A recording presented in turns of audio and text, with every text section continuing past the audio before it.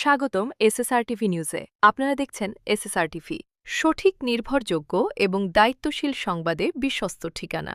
Iran যুক্তরাষ্ট্র সংকট, একটি গভীর কৌশলগত বিশ্লেষণ।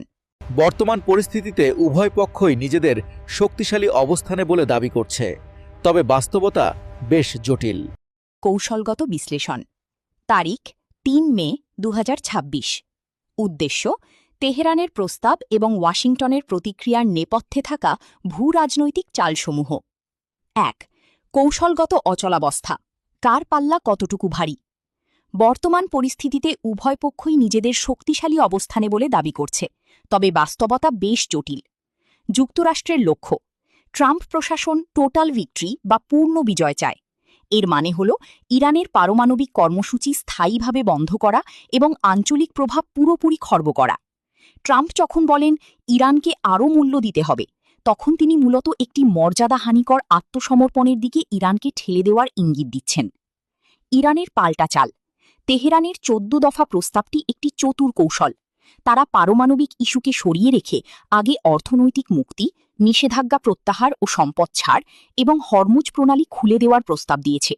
এতে তারা অর্থনীতি সচল করতে চায়, কিন্তু তাদের প্রধান প্রতিরক্ষা অস্ত্র পারমাণবিক সক্ষমতা ভবিষ্যতে দর কষাকষির জন্য হাতে রাখতে চায়। ২.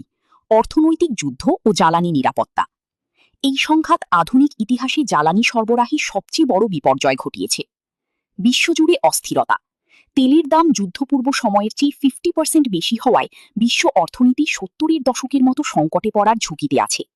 জ্বালানিকে অস্ত্র হিসেবে ব্যবহার: হরমুজ প্রণালীর উপর ইরানের নিয়ন্ত্রণ তাদের সবচেয়ে বড় শক্তি।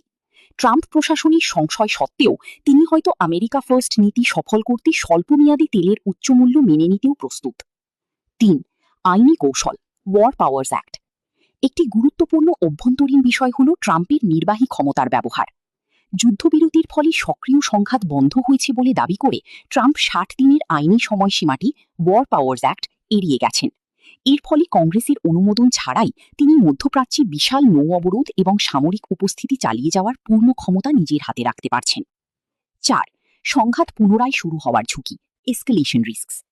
পরিস্থিতি যে কোনো সময় নিয়ন্ত্রণের বাইরে চলে যেতে পারে, কারণ লেবানন ফ্যাক্টর। ইরান স্পষ্ট করে দিয়েছে যে দক্ষিণ লেবাননে হিজবুল্লার ওপর ইসরায়েলি হামলা বন্ধ না হলে এই শান্তি প্রক্রিয়া সফল হবে না।